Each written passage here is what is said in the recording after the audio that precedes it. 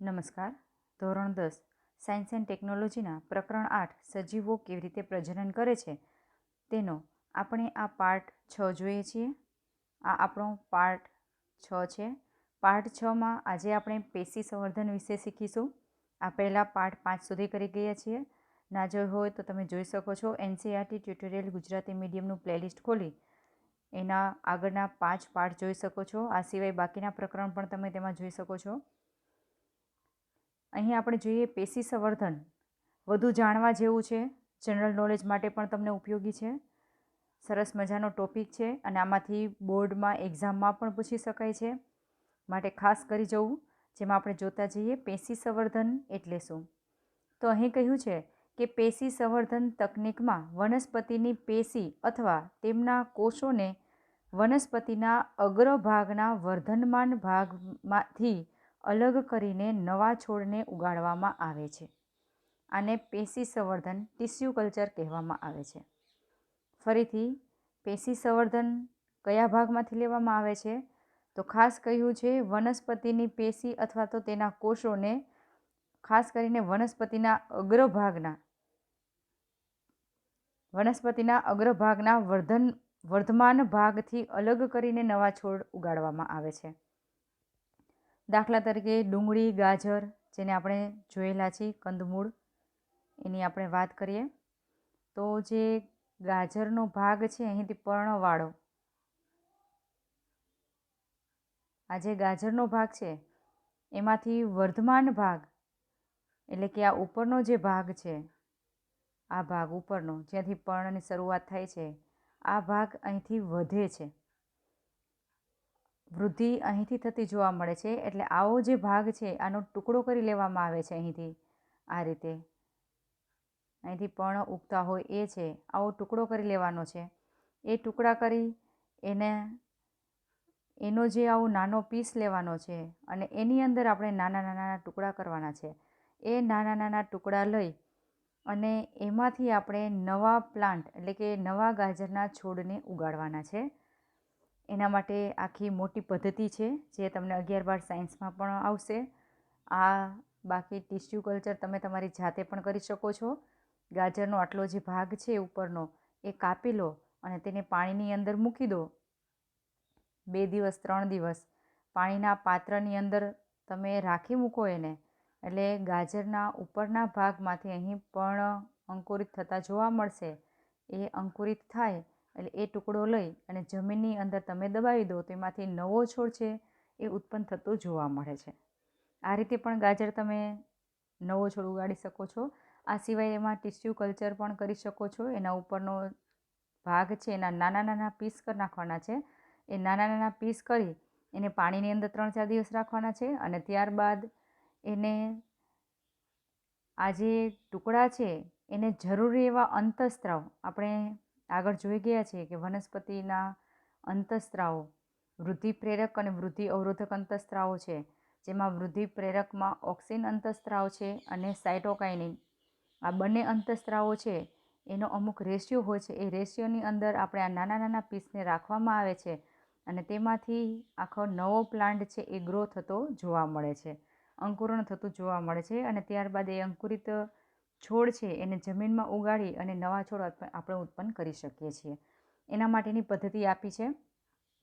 આપણે આગળ જોતા જઈએ. આગળ કહ્યું છે કે આ કોષોને કૃત્રિમ પોષક માધ્યમમાં રાખવામાં આવે છે. જો કૃત્રિમ પોષક માધ્યમ, સૌપ્રથમ એને પાણીના માધ્યમમાં રાખવામાં આવે છે. 2-3 દિવસ પાણીમાં માધ્યમમાં રાખ્યા બાદ તેમને કૃત્રિમ પોષક માધ્યમ એટલે કે વનસ્પતિના અંતઃસ્ત્રાવોવાળું માધ્યમ છે, જેમાં ખાસ કરીને ઓક્સિન અને સાઇટોકાઇનિનનું મિશ્રણ હોય છે, એની અંદર રાખવામાં આવે છે. અને કૃત્રિમ પોષક માધ્યમ જેમાં સાઇટોકાઇનિન અને ઓક્સિન જેવા અંતઃસ્ત્રાવોનું રેશિયોવાળું જે દ્રાવણ હોય છે એની અંદર મૂકવામાં આવે છે, જેથી એની વૃદ્ધિ ફટાફટ થતી જોવા મળે છે. આગળ કહ્યું છે કે જેનાથી કોષો વિભાજિત થઈને અનેક કોષોના નાના સમૂહ બનાવે છે, જેને કેલસ કહે છે. ખાસ કેલસ એટલે શું પ્રશ્ન પૂછાય છે? તો કોષ છે એનું વિભાજન થઈ અનેક નાના કોષોના જે નાના સમૂહ હોય છે તેમને કેલસ કહેવામાં આવે છે. કેલસની વૃદ્ધિ તેમજ વિભેદન માટે અંતઃસ્ત્રાવયુક્ત એક અન્ય માધ્યમમાં સ્થળાંતરિત કરવામાં આવે છે. કેલસ બન્યા બાદ આ કેલસને અંતઃસ્ત્રાવયુક્ત એક અન્ય માધ્યમમાં સ્થળાંતરિત કરવામાં આવે છે અને આ અંતઃસ્ત્રાવ એટલે ઓક્સિન અને સાઇટોકાઇનિન. આ છોડને પછી માટી કે જમીનમાં રોપવામાં આવે છે જેથી તેઓ વૃદ્ધિ પામી વિકાસ પામેલ છોડ બની જાય છે. પેશી સંવર્ધન તકનીક દ્વારા કોઈ એકલા છોડમાંથી અનેક છોડોનું નિર્માણ કરાય છે જે મુક્ત પરિસ્થિતિઓમાં ઉત્પન્ન કરી શકાય છે. આ તકનીકનો ઉપયોગ સામાન્યતઃ સજાવટના કે સુશોભનની વનસ્પતિઓના સંવર્ધન માટે કરાય છે. એના માટેના આપણે ફોટોગ્રાફ્સ જોઈએ જેથી આપણે વધારે ખ્યાલ આવે. અહીં જો એક કુંડાની અંદર છોડ આપેલો છે. આ છોડનું પણ પેશી સંવર્ધન કરી શકીએ છીએ, ટિશ્યુ કલ્ચર કરી શકીએ છીએ. આ કોઈ પણ છોડનો વર્ધમાન ભાગ એટલે જ્યાંથી આગળ વધતો હોય, ગ્રો થતો હોય એવો ભાગ, ખાસ કરીને આ ઉપરનો ભાગ છે એ ભાગ લેવામાં આવે છે. એ ભાગના નાના પીસ કરવામાં આવે છે જે આપણે આગળમાં જોઈએ. અહીં જો આગળનો ભાગ લઈ એના નાના પીસ કરી અને આપણે આ એક કસનળીમાં રાખી દીધું છે. એને જોઈતું એવું માધ્યમ પૂરું પાડેલું છે.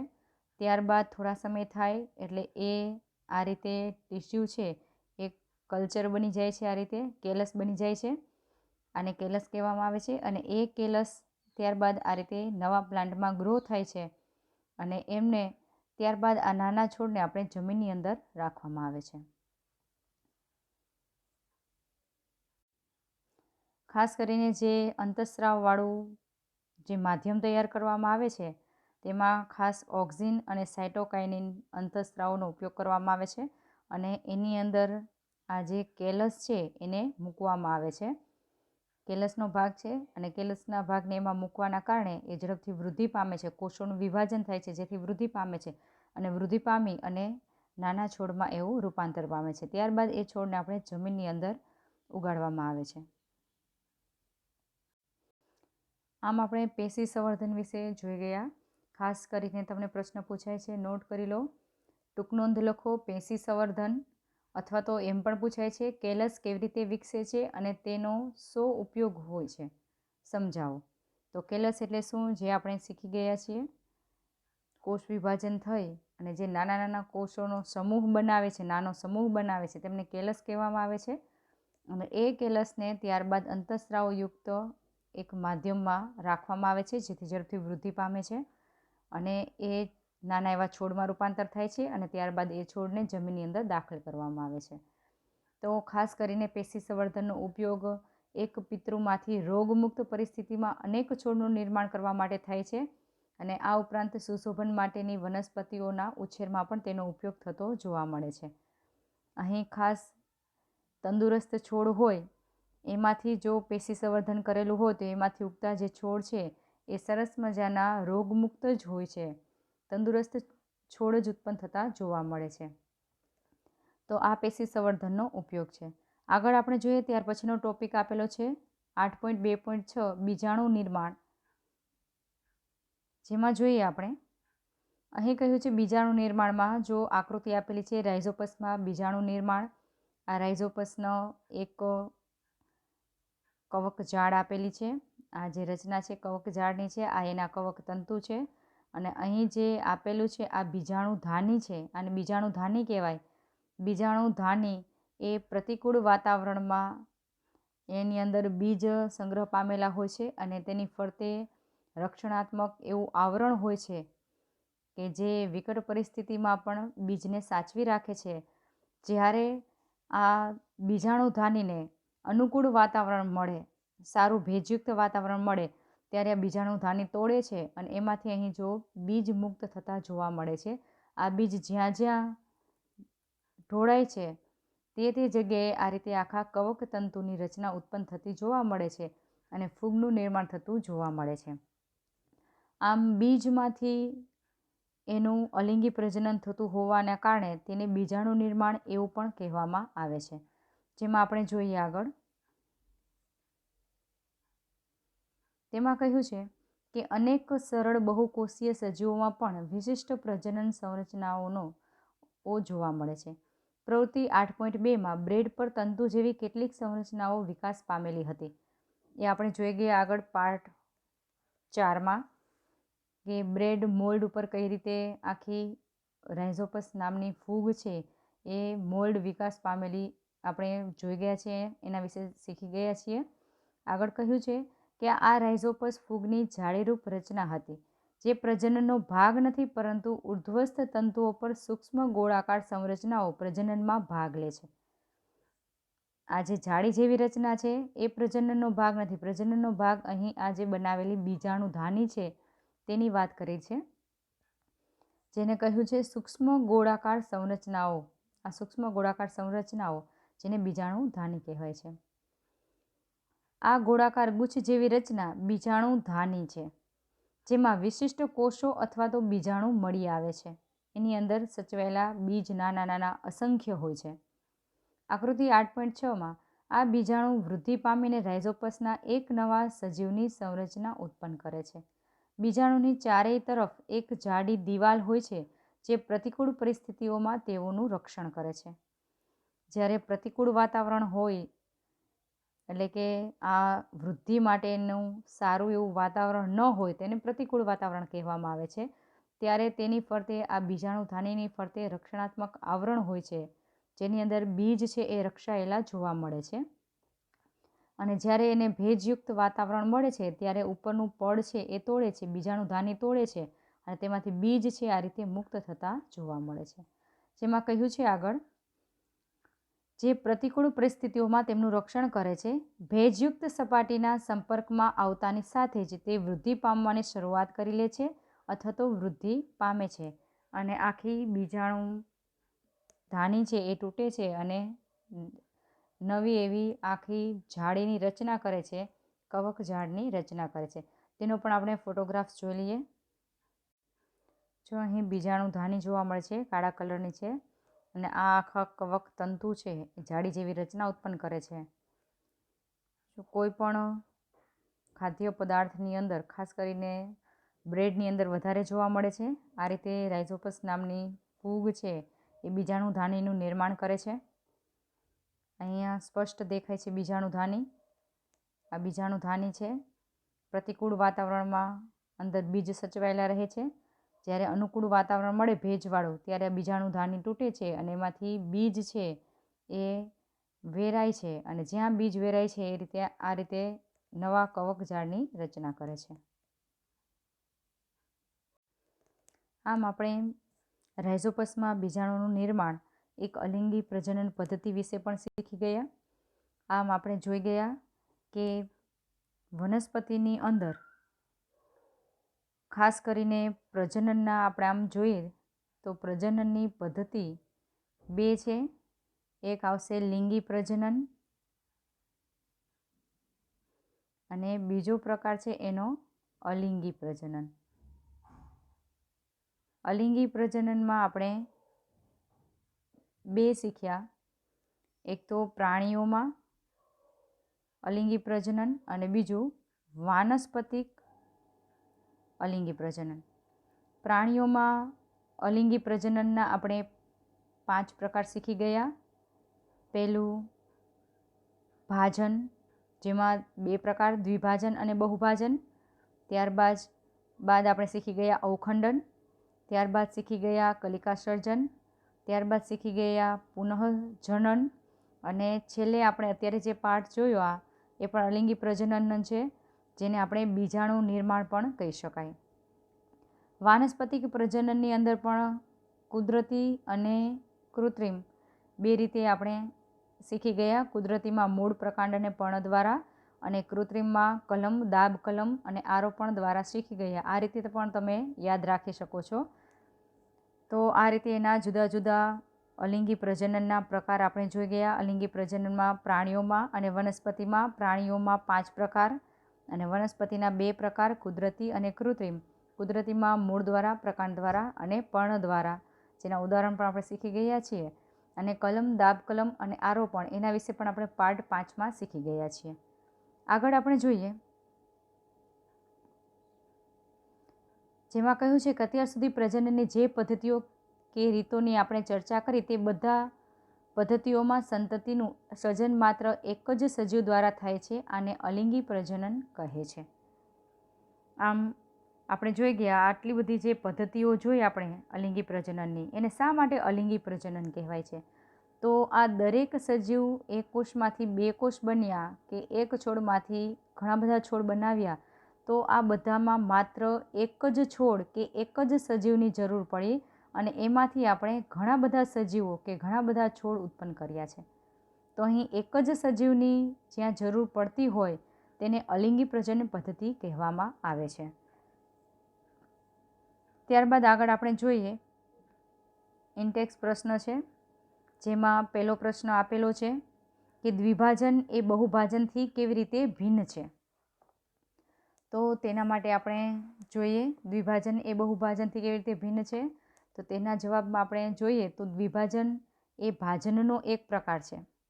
અહીં આપણે જોઈ ગયા કે ભાજનની અંદર એના બે પ્રકાર પડે છે, એક દ્વિભાજન અને એક બહુભાજન.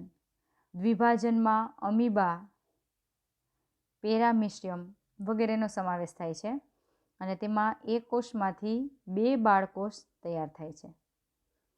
તો આપણે એમ કહી શકાય કે દ્વિભાજન એ એક ભાજનનો પ્રકાર છે. તેમાં પિતૃકોષ છે, આ પિતૃકોષ છે તે બે બાળકોષમાં વિભાજન પામે છે. ઉદાહરણ તરીકે અમીબા, પેરામિશિયમ, બેક્ટેરિયા વગેરે. જ્યારે બહુભાજનની વાત કરીએ તો બહુભાજન એ પણ એક ભાજનનો જ પ્રકાર છે. તેમાં એક કોષી સજીવ એક જ સમયે ઘણા બધા બાળકોષોમાં વિભાજન પામે છે. ખાસ કરીને આની અંદર આપણે પ્લાઝ્મોડિયમનું ઉદાહરણ લઈએ તો પ્લાઝ્મોડિયમ એક પિતૃ પ્રાણી છે. એની અંદર અનેક નાના બાળ પ્રાણી છે એ ઉત્પન્ન થતા જોવા મળે છે અને એકી સાથે અનેક બાળ પ્રાણીનું સર્જન થતું જોવા મળે છે, માટે તેને બહુભાજન કહે છે. આમ એક દ્વિભાજનને અંતે બે બાળ સજીવ, જ્યારે બહુભાજનને અંતે ઘણા બધા બાળ સજીવ એકી સાથે ઉત્પન્ન થતા જોવા મળે છે. આ બંનેનો તફાવત છે. આગળ જોઈએ પ્રશ્ન બીજો, બીજાણુ દ્વારા પ્રજનનથી સજીવને કેવી રીતે લાભ થાય છે? હમણાં જ આપણે જોઈ ગયા કે જ્યારે પ્રતિકૂળ પરિસ્થિતિમાં બીજાણુ જાડી રક્ષણાત્મક દિવાલથી આવૃત રહે છે, તે પ્રતિકૂળ પરિસ્થિતિમાં અસ્તિત્વ જાળવી રાખવા માટે મદદરૂપ છે. આપણે જોઈ ગયા કે રાઇઝોપસ નામની ફૂગ છે, એના આ કવક તંતુની અંદર આ રીતે બીજાણુધાની છે અને આ બીજાણુધાની આ રક્ષણાત્મક એક દિવાલથી રક્ષાયેલી હોય છે, એમાં આવૃત હોય છે, રક્ષણાત્મક દિવાલથી આવૃત છે અને આ પ્રતિકૂળ વાતાવરણમાં અંદર રહેલા બીજનું તે રક્ષણ કરે છે. અને જ્યારે બીજાણુ લાંબા અંતર સુધી વિકિરણ પામે છે અને જ્યારે એને અનુકૂળ વાતાવરણ મળે છે ત્યારે આ બીજાણુધાની તોડે છે અને એમાંથી જે બીજ મુક્ત થાય છે એ ખૂબ જ સૂક્ષ્મ હોય છે અને હલકા હોય છે, જેથી કરીને ખૂબ લાંબા અંતર સુધી તે વિકિરણ પામે છે, એટલે કે ફેલાય છે અને અનુકૂળ પરિસ્થિતિ પ્રાપ્ત કરે ત્યારે એ દરેક નાના જે અહીંયા એના વિકિરણ પામેલા બીજ છે એ દરેકમાંથી આવા કવક તંતુઓ ઉત્પન્ન થતા જોવા મળે છે અને ત્યારે બીજાણુ અંકુરણ પામે છે. આ રીતે બીજાણુ દ્વારા પ્રજનનથી સજીવને લાભ થાય છે. આગળ આપણે જોઈએ પ્રશ્ન ત્રીજો, જેમાં કહ્યું છે કે તે માટેનું કારણ તમે વિચારી શકો છો કે જટિલ સંરચનાવાળા સજીવો પુનર્જનન દ્વારા નવી સંતતિ શા માટે ઉત્પન્ન કરી શકતા નથી? આપણે જોઈ ગયા પુનર્જનન માત્ર જેની સરળ સંરચના છે, બહુકોષી સજીવ પણ એની શરીર રચના કેવી છે? ખૂબ જ સરળ છે, એની અંદર પુનર્જનન જોવા મળે છે.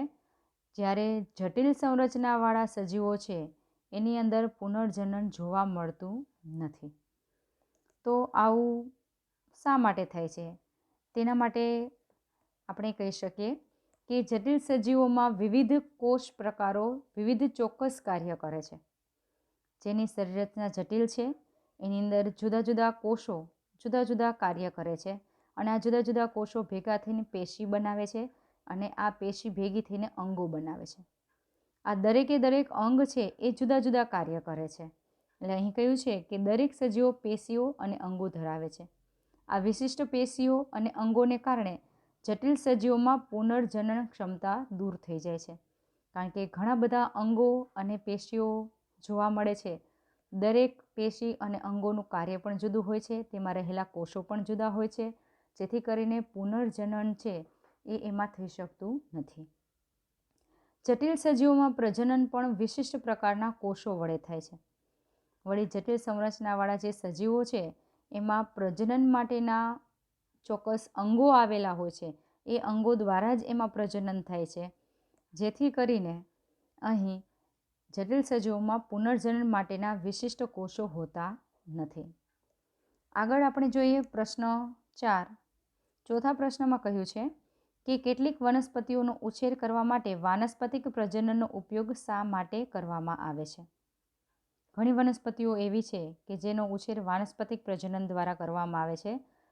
ખૂબ સારી એક પદ્ધતિ છે વાનસ્પતિક પ્રજનન, જેના ઘણા ફાયદા છે. આપણે જોતા જઈએ. જેમાં પહેલો ફાયદો આપણે જોઈએ, પહેલો લાભ, તો કે બીજ દ્વારા ઉછેરાતી વનસ્પતિઓની સરખામણીમાં વાનસ્પતિક પ્રજનન દ્વારા ઉછેરાતી વનસ્પતિઓમાં વહેલા ફળ ફૂલ ઉત્પન્ન થઈ શકે છે.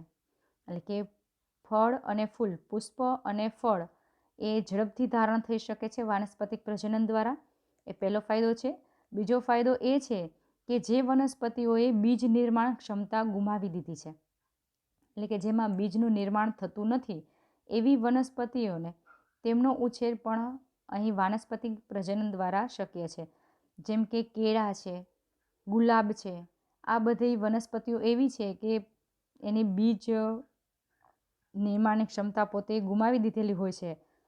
તો કેળામાં જોઈએ છે બીજ હોતા જ નથી, તો તેનું આ રીતે વાનસ્પતિક પ્રજનન દ્વારા ઉછેર ખૂબ જ ઝડપથી થઈ શકે છે. ગુલાબમાં પણ કલમ કરીને વાનસ્પતિક પ્રજનન ખૂબ જ ઝડપથી થઈ શકે છે, જેનો ફાયદો છે. જ્યારે ત્રીજો ઉપયોગ એનો એ છે કે પેઢી દર પેઢી ઉપયોગી લક્ષણો જાળવી રાખે છે. પેઢી દર પેઢી એના લક્ષણો સમાન જ હોય છે. જે માતૃ છોડમાં જેવા લક્ષણ છે એવા જ એના બાળ છોડની અંદર લક્ષણો જોવા મળે છે. કે લાલ ચટક ગુલાબ હોય તો એમાંથી કલમ કરેલી ગુલાબની ગમે એટલા તમે છોડ લો કલમ કરેલા, તો દરેક છોડમાં લાલ ચટક ગુલાબ એક જ સરખા પ્રાપ્ત થાય છે. એટલે એમાં કોઈ એના લક્ષણો બદલાતા નથી. આ એનો મોટો ફાયદો છે. આગળ જોઈએ આપણે પ્રશ્ન નંબર 5, જેમાં કહ્યું છે કે ડીએનએની પ્રતિકૃતિ બનાવવી પ્રજનન માટેની આવશ્યકતા કેમ છે? ડીએનએ આપણે જોઈ ગયા ડીઓક્સી રિબોઝ ન્યુક્લિક એસિડ. તો ડીએનએ પ્રતિકૃતિ બનાવવી પ્રજનન માટેની આવશ્યકતા છે. તેનું કારણ છે કે પિતૃની સમગ્ર જનનિક માહિતી તેમની બાળ પેઢીમાં ડીએનએ દ્વારા વહન પામે છે. જે પિતૃ છે, માતા પિતા છે, તેમાં રહેલી જનનિક માહિતી, એનો જે વારસાગત લક્ષણો છે તે તેની પછીની પેઢીમાં ઉતરી આવે એ ડીએનએ દ્વારા જ શક્ય છે. એટલે કહી શકાય કે પિતૃની સમગ્ર જનનિક માહિતી તેમની બાળ પેઢીમાં ડીએનએ દ્વારા વહન પામે છે. કોષ કેન્દ્રમાં રહેલ ડીએનએ પ્રોટીન સંશ્લેષણનો સ્ત્રોત છે. પ્રોટીન શારીરિક સંરચના માટે ખૂબ જ અગત્યનું છે. માટે ડીએનએની પ્રતિકૃતિ બનાવવી પ્રજનન માટે ખૂબ જ આવશ્યક છે. તો આમ આપણે ઇન્ડેક્સ પ્રશ્ન પણ જોઈ ગયા. ત્યારબાદ નવો ટોપિક છે લિંગી પ્રજનન, જે આપણે આપણા નેક્સ્ટ પાર્ટમાં જોઈશું.